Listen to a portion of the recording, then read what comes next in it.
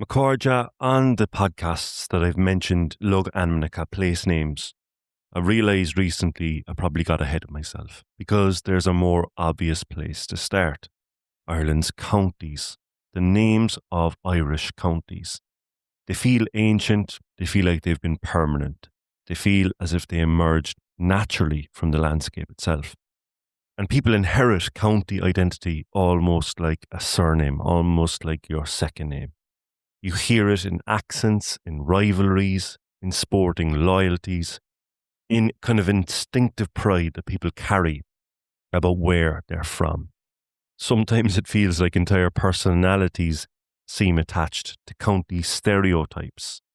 The confidence of Kerry, my own native County Cork, or self-belief, heartbreak for Mayo. The strange thing is this, though, the county system itself is largely a colonial invention.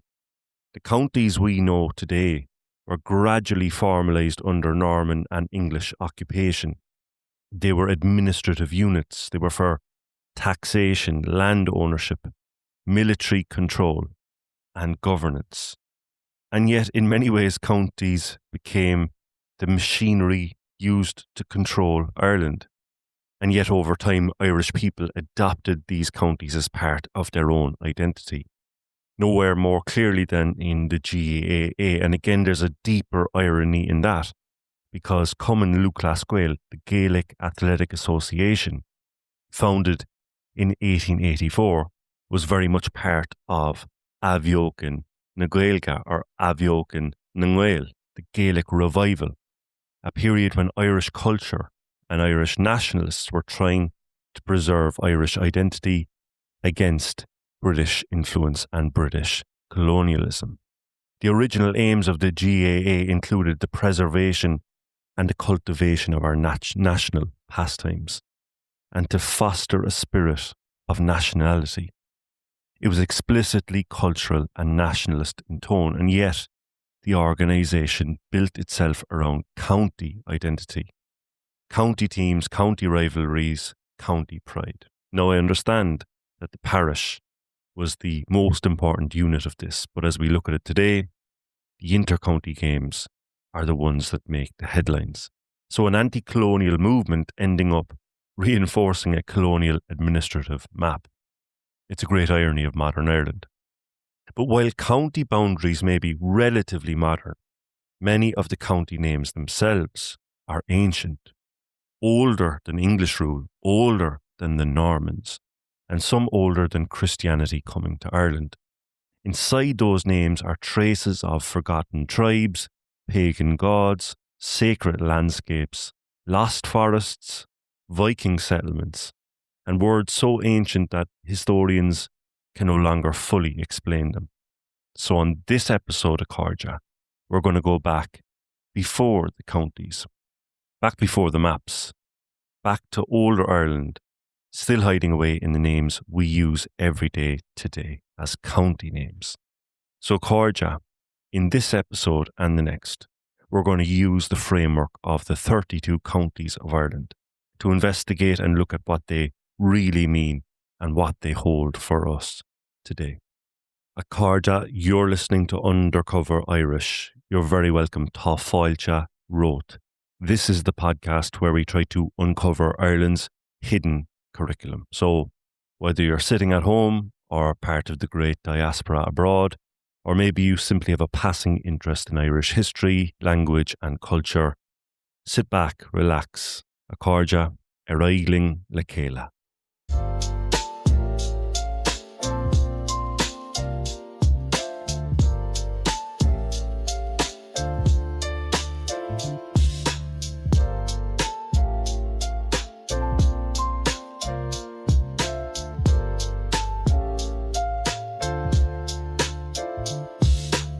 There's one fair county in Ireland with memory so glorious and grand, where nature has lavished its bounty. It's the orchard of Erin's green land. I love its cathedral city, once founded by Patrick so true, and it bears in the heart of its bosom the ashes of Brian Boru. One of my favourite songs of Corja, and a song about this particular county. This is an extract from The Boys of County Armagh. And this is where we start today at Corja. Rather than going around Ireland geographically, we're going to go around Ireland in terms of subcategory. And we're going to start out at Corja with mythology. So we're talking about sacred landscape, sovereignty, pagan Ireland, oral tradition, mythological geography, and gods embedded in place names. So County Armagh is where we start. Ord Vaca. Armagh is an anglicisation of Ord Vaca. So the real name of Armagh comes from Gaeilge. Ord Vaca. Ord means high or height. Vaca comes from what would be anglicised as Macha, one of the great sovereignty goddesses of Irish mythology, deeply associated with Ulster, kingship, fertility, and the land itself. Now, the important thing about sovereignty goddesses in Celtic tradition is that they weren't just characters, they represented the land. A king ruled legitimately only when symbolically united with the goddess of the territory. So in a sense, Armagh is not just named after Macha, it belongs to her. Now, according to legend, just to flesh out Macha a little bit, Ord Vaca, according to legend, Macha was forced by a king to race horses while heavily pregnant. She won the race, but died after giving birth. Before dying, she cursed the men of Ulster that in moments of greatest danger, they would suffer the pains of childbirth themselves. That curse appears throughout the Ulster cycle and even affects the warriors around Cú Chulainn. So every time that someone says Armagh, they're unknowingly repeating the name of one of the oldest mythological figures in Ireland. So Ord Vaca. Now, in keeping with a similar subcategory, if you like, County Louth. County on Lou. So County Louth means or comes from the Gaeilge County on Lou, the county of Lou. Now, this is named after another pre-Christian god, Lugh or Lugh, L-U-G-H. The G-H is usually silent. Lugh was one of the most important figures in Celtic mythology. A warrior, craftsman, a poet, an inventor, a king. He was associated with mastery itself. There's a reason his nickname was Lugh of the Long Arm, because he was supposed to excel at everything. Now, if Lugh appears a little bit familiar to you, it may be because we have dealt with this on a previous podcast episode where we spoke about the Irish way to understand time, and that's because Lugh gives the name to Luanasa. Luanasa is what we call August in Ireland, Luanasa. And this is called Luanasa because it's named after or around the harvest festival of Luanasa. So think about how important Lugh was, that the harvest festival, the time of harvest, is named in his particular honour. So what this tells us is that it lives on, and it lives on in modern memory as well. Think about the Brian Friel play Dancing at Luanasa. And these names survived into Christian Ireland, still remembered today. Even modern place names still carry traces of pre-Christian religious life. But most of the Irish county names weren't about gods or older mythology. They were about people, tribes, dynasties, and families who controlled the landscape.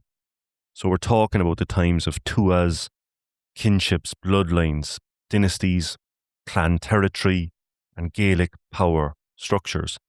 If you like, a memory of some vanished peoples. Because before counties existed, as they do today, Ireland was divided into tuatha, small tribal kingdoms tied together through kinships, alliances, and sometimes dynasties. Many counties preserve those older political words. Think about County Kerry.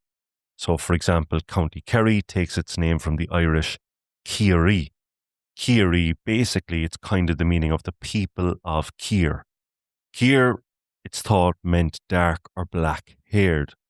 So, Kerry may preserve the memory of an ancient people identified by physical appearance.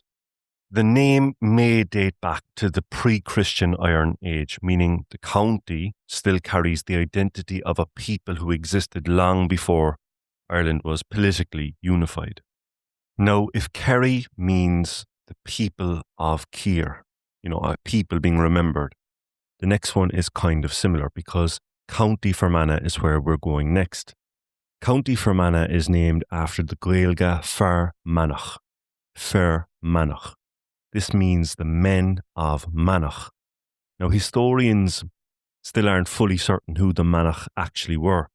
And that's pretty amazing because the county name may be one of the only surviving traces that they ever existed.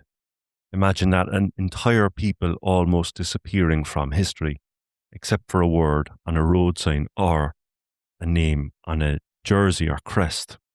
Fermanagh or Fermanagh becomes a kind of a linguistic fossil, a reminder that place names can outlive kingdoms, cultures, and sometimes even collective memory itself. And next to Carja, we're going to a county close by, County Tyrone. Tír Owen. As Gaeilge, Tír Owen means the land of Owen. Now, the Owen referred to here is Owen MacNeill, son of Niall of the Nine Hostages and an ancestor of Canail Owen dynasty. Over time, that dynasty evolved into the O'Neills of Tyrone, Tír Owen, one of the most powerful Gaelic ruling families in Irish history. For centuries, the O'Neills dominated Ulster politically and militarily. English officials sometimes referred to the O'Neill almost like a rival king. One of the most famous members of the dynasty was Owen Roe O'Neill, or Owen Rua O'Neill. He spent decades in exile as a professional soldier in the Spanish army after the flight of the Earls forced many Gaelic nobles into exile. And during the Confederate Wars of the 1640s, he returned to Ireland and became one of the most important military leaders in the country. And in 1646, he won a major victory at a famous battle, the Battle of Benburb, against Monroe. For many later Irish nationalists, Owen Rua or Owen Roe became a symbol of Gaelic resistance and the survival of the native Irish leadership after conquest. So Tyrone isn't just a county, it's a name that carries the memory of one of Ireland's greatest dynastic powers. Now, if Tyrone is associated with perhaps Gaelic resistance, then the next county is regarded as the Faithful County. That's the nickname of Offaly. Offaly takes its name from the Gaeilge, the Irish, Evály. Now, Evály fits into this particular trajectory because, similarly to the previous counties, Offaly is named after a dynasty, Evália, a Gaelic ruling group that controlled large parts of the Midlands for centuries. Under British rule, the county amazingly was named after a king, King Philip II of Spain. He was the husband of Queen Mary of England. So Offaly was named King's County in his honour. That colonial name lasted for centuries, but in more recent times, the older Gaelic identity has been returned. And the modern county name is effectively a restoration, a linguistic act of decolonisation. A neighbouring county is County Laois. This is Laois, named after the Laois people. Like many early Irish territories, the county originally represented the homeland of a tribal group rather than a fixed administrative region. Laois was renamed Queen's County. So if Offaly was named King's County, Laois was named Queen's County under British rule. During the Tudor plantations, so it's technically before Britain, it's under English rule, the Tudor plantations. But like Offaly before it, the older Irish name Laois returned in the 20th century, which means both counties tell a similar story: colonial replacement followed by a cultural recovery. The tribe survived, if you like, empire. But tribal Ireland wasn't just organised around bloodlines and dynasties. It was organised around the land itself. Forests, ridges, rivers, marshes, plains. The landscape wasn't just where people lived. In many ways, it became who they were. And some county names still describe the island exactly as ancient people first saw it. Want $1,000 weight loss medication for $50? It all starts with Rose's free GLP-1 insurance check. Just upload your insurance card to see if you have coverage, then relax. Over 200,000 people have qualified for a $50 copay through Ro. Go to ro.co/health. Half of covered patients have a $50 per month copay or less for medication, plus $145 monthly Ro membership fee. Deductible cost may apply and final cost varies by insurance plan. For safety information about GLP-1 medications, including boxed warning, go to ro.co/safety, RX only. On a number of episodes of this particular podcast, The Cordia, we've mentioned how physical geography, sacred landscape, environmental memory, practical naming sometimes, rivers, ridges, ancient survival, and land shaped identity and shaped place names. A huge number of Irish county names are surprisingly practical in that way. Not grand political statements or royal titles or military victories, just descriptions of the landscape. The people who created these names were describing the Ireland directly in front of them. The shape of the ground, the colour of the land, the trees that grew there, the rivers they crossed, and the marshes they avoided. In many cases, county names are essentially ancient environmental observations. And we start with County Cavan, Cavan. Cavan is the Irish and it means the hollow. The name likely refers to the low, uneven drumlin landscape that dominates a lot of that county. Cavan contains hundreds of lakes formed during the last ice age. The entire landscape was shaped by retreating glaciers around 13,000 years ago. So the county name may preserve how ancient people physically experienced that terrain: sunken, uneven, hallowed ground surrounded by water. On the western coast of Cordia, we have County Clare, Cúnta an Chlár. And similarly to the previous one, an Chlár means the plain. And it is plain. It's simple, direct. It's a blunt description. Now, Clare contains the Burren. Have to mention the Burren, one of the strangest landscapes in all of Europe. The limestone of the Burren pavement looks almost lunar in places. It's like something on the moon. Yet somehow it supports Arctic, Alpine, and Mediterranean plants growing side by side. The county's name sounds gentle, the plain, an Chlár, but parts of Clare look prehistoric. And my own county of Cordia, County Cork, the rebel county, comes from the Gaeilge, the Irish, Kirkig, or Kirkach Múr na Moon, the big marsh of Munster. But Kirkig itself means a marsh or a swamp. The original settlement around Caherkirky, the city of Cork, developed along marshy islands and waterways at the end of the River Lee, where the River Lee, Owen Lee, meets the harbour of Cork. So this really important city in Ireland is literally named after wet ground, and that tells us something important about this particular place and about early Irish settlement. Water access mattered a lot. Rivers were transport routes, food sources, they were trade networks and defensive barriers. Marshland was difficult to invade. And this particular area in later years became known or nicknamed the Venice of North Europe because of all of the little tributaries that ran to and around the city centre as the Lee comes to the harbour. County Galway, Cordia, Gaillimh, probably something like stony is what the meaning is. The exact meaning or nuance is debated, but it appears connected to rocky or stony terrain. Galway originally took its name from the river Gallev, so the county is again indirectly named after water. Another reminder of how rivers shaped settlements in early Irish history. And later, Galway City became famous for the tribes of Galway, 14 merchant families who dominated trade and politics in the medieval city. So Galway's name bridges two very different words: ancient geography and medieval commerce. Then we have a Corja, County Leitrim, County Leitrim. The meaning of this is the Grey Ridge. It probably refers to the county's rocky, elevated ground.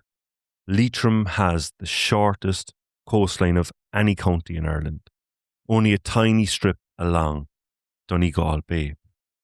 Despite that tiny coastline, the county still became deeply associated with waterways through the river Shannon on Chunnan and canal systems linking the northwest to the Midlands. So again, we see water shaping identity and indeed landscape naming it. County Mayo, Mayo. The meaning of this is the plain of the yew trees. So at the start of this section, I mentioned the importance of nature, wildlife, and what grew in the land. The plain of the yew trees. Yew trees carried enormous symbolic importance in ancient times. They were associated with death, longevity, rebirth, and sacred sites. Some historians believe yew groves may have held ritual significance before Christianity arrived in Ireland. So Mayo, the name may preserve not just like a physical landscape, but perhaps a spiritual one too. County Muinachan, County Monaghan. So the meaning is little thickets or little bushes. So County Monaghan, the name suggests a heavily wooded landscape in early centuries. Now this is really important because Ireland was once vastly more forested than it is today. It's hard to imagine today, if you're flying over Ireland or you see the satellite image and you see the greenery and you see the open green fields. It's important to remember that before colonisation, Ireland was very much a heavily wooded landscape. And county names sometimes preserve ecosystems that no longer exist. Muinachan is one of them, County Monaghan. In a strange way, place names can act like ecological time capsules for this. But if that's about little bushes and little thickets, the next one is called the Shelley Place, or that's the meaning of it. And I'm talking about the Yates County, County Sligo, or Sligoch. This is the Shelley Place, or that's the meaning, named after huge quantities of shellfish found in the estuary and the river systems. Ancient shell middens, basically prehistoric rubbish heaps made of discarded shells, have been found around this area. So people in Sligo and Sligoch were probably eating shellfish thousands of years before the county boundaries existed formally.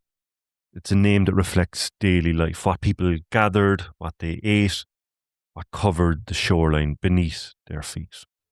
Now, a cordia, my friends, to listeners of this podcast, or long-time listeners of this podcast, the next two counties we have touched on or discussed in a previous episode.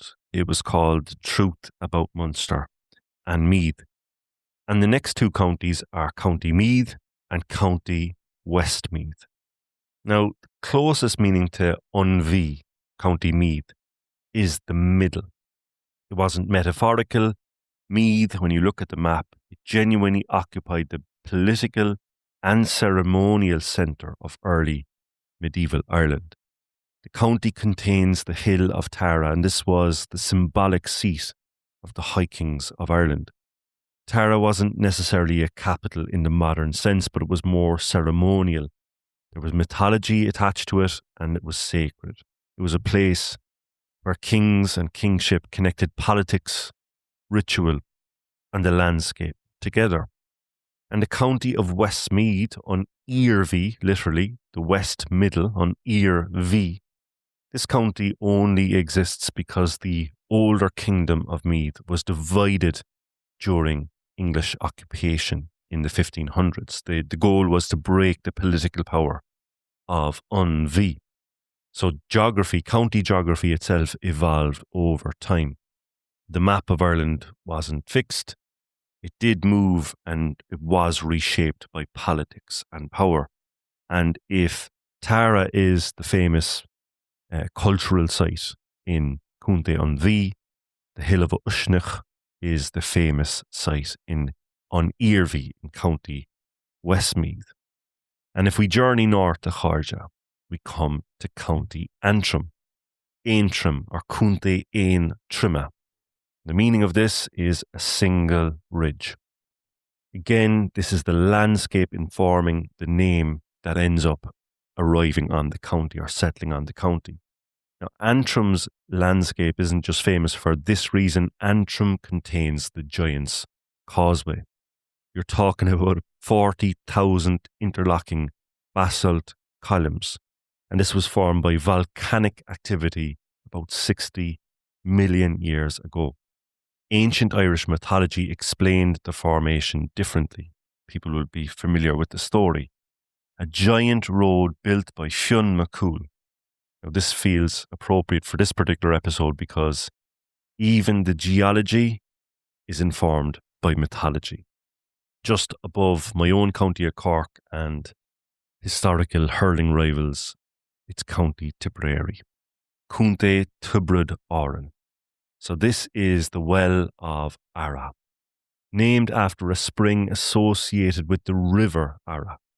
Freshwater sources were extremely, enormously important in ancient Ireland as they were elsewhere.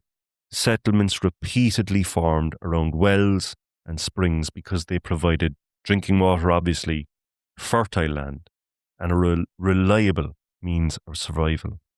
Many wells later became associated with saints and pilgrimages and traditions, especially after Christianity arrived. So even something as ordinary as a county name, or perhaps important as a county name, can reveal how deeply survival depended on the landscape. My friends at Chorja, some county names are older than the records explaining them. In a few cases, the word survived even after the original meanings disappeared. In the closing section of this particular podcast, the Chorja, this particular episode, we're talking about linguistic erosion. We're talking about fading memory, ancient language, and words surviving after meaning disappears. We're also talking about archaeology through language and how we get fragments of the past sometimes in these county names. One of the strangest things about the county names is this: some of them are so old that historians and linguists can no longer fully explain what they originally meant. The name survived, but the certainty about what they meant didn't, and this is a really important point. Ireland was primarily an oral culture for centuries. It's a point I've made on so many episodes. Stories, genealogies, laws, everything was passed on, ó gluin from generation to generation, and ó veil go veil from mouth to mouth. So over time, languages changed and shifted. Pronunciations may have changed and meanings may have become blurred. And sometimes the original context may have disappeared. In other words, some county names may have outlived the Ireland that created them. An example of this at Chorja is County Carlow, Catherlough. Now, the meaning of this is debated. I always believed it was Catherlough, as in 4 lakes. Cather, 4, loch or lach, lakes. But a lot of scholars are skeptical of that explanation. And another theory connects it to cattle or herds, and nobody knows for certain. Carlow's name has been debated by historians and linguists for years because early Irish spelling was inconsistent. The same word could appear in multiple different forms across different manuscripts. So reconstructing ancient meanings can feel a bit like linguistic archaeology, working backwards from fragments. And sometimes the fragments don't fully fit together anymore. Similarly, a Corja, you have County Limerick, Limnach.